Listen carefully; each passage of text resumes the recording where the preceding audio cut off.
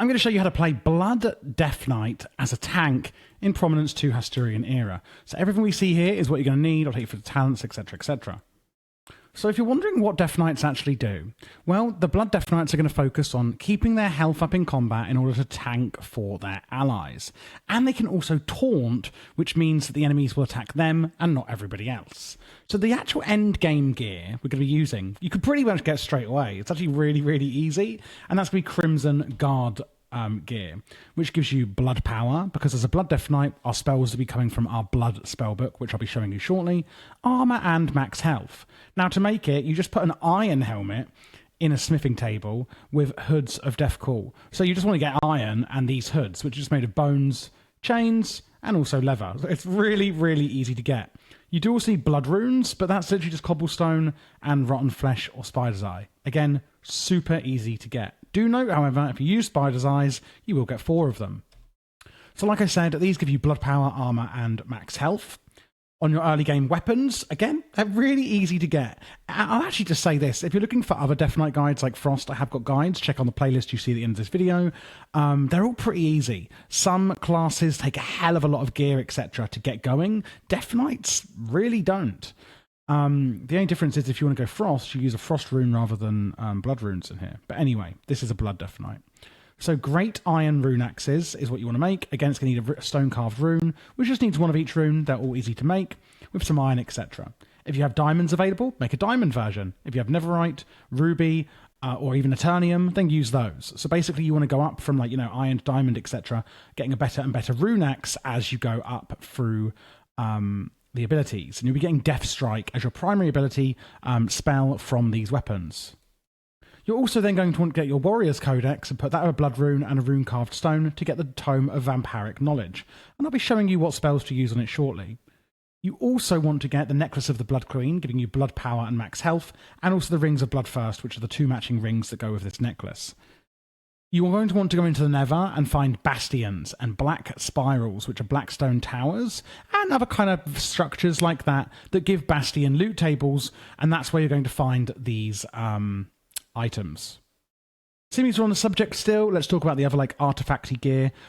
Plastic drinking hats that you can eat and drink quicker. In combat you're still doing this, so it's going to be really useful. So that we can get some extra step height and movement speed, I go with running shoes, and the turtle bracer to actually mitigate some incoming damage. The Vampiric Glove is very unique. This is going to cause the wearer's melee attacks to absorb health from our enemies, and I'd also go for a Charm of Regeneration, healing you with Regeneration 2. The other weapons you're going to go with is Caelestis. This is basically, when you right-click, going to step you into the astral plane, making you immune to damage for 5 seconds.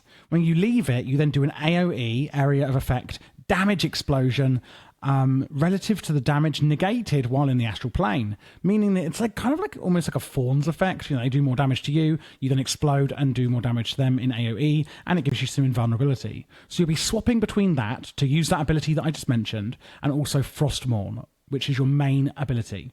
This has Curse of Agony, where basically you deal more damage with your Death Knight abilities. And it gives you blood power, Frost and Unholy, but we're mainly using blood power as a Blood Death Knight. The enchants you're going to put on your gear, Smite and Sharpness, of course, Cowardice, where at full health you receive a strength effect, Bag of Souls, increasing the amount of experience you receive, Spell Volatility, because the spells we're doing are spells, they're blood spells, increases the chance of critical strikes done with spells, and then Amplify spells means that when you do a crit, those crits do more damage.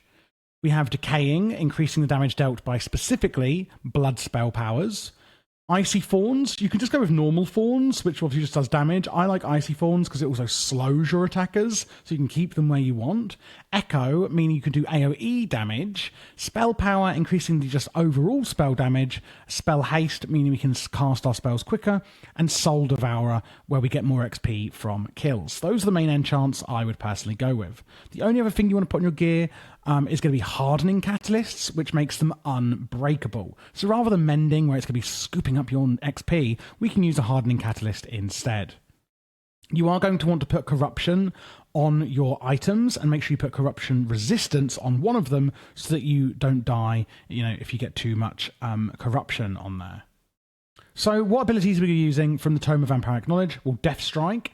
Strike the target with a powerful attack, dealing damage, etc. This is going to give us some good reabsorption as well when we're at full HP. This is really good. I love Death Strike. We also have Marrow Rend, which is similar. These are going to require blood runes, by the way, so you do want to be making a lot of these. Basically, with Marrow Rend, I know it's coming off the screen here, but I'll tell you, it's similar to Death Strike, but basically you're going to get stacks of resistance instead. Up to resistance 4, I believe it is, meaning that taking damage is then going to reduce that resistance. So it'll kind of go up and down as you use Marrow Rend. We then have Blood Boil, which is an AoE ability, and this is going to do a lot of damage and will apply the Blood Plague to the target, which is basically going to do damage over time. Then we have Dark Command. This is going to be really good in multiplayer. This is a taunt ability which forces enemies to attack you and they deal less damage to you while taunted. Going into the talents, we actually do have some abilities in here as well. Bone Armour down here. I'll zoom out and show you the proper talent tree in a second. Bone Armour. Taunt nearby enemies and shield yourself in a layer of bones. For every enemy that you taunt, you get an extra layer of Bone Armour. And when you take damage, just like our other ability, taking damage is going to remove each layer. It gives you some extra blood power, etc. So this is a great way of taunting and getting like a shield on you as well. We also have Skellak's Blessing, which basically gives you a massive amount of extra health and 30% damage mitigation. So we're going to start off with Protector's Path. Born to Protect, you gain more maximum health, 1 healing power, and self-healing. We go down with some physical damage and lethality through this bit here, which takes us down to where we get our 10% extra stamina and then all the extra health, etc. down here. And from then, you just want to follow it around this big edge here, all the way up, giving more health and healing. Just literally follow it all the way up, and it goes all the way up until you get to the one which has firepower, which you don't take. So if I zoom out, you can see how it goes round this edge and all the way up. And then the other path from Protector's Path is this bit here.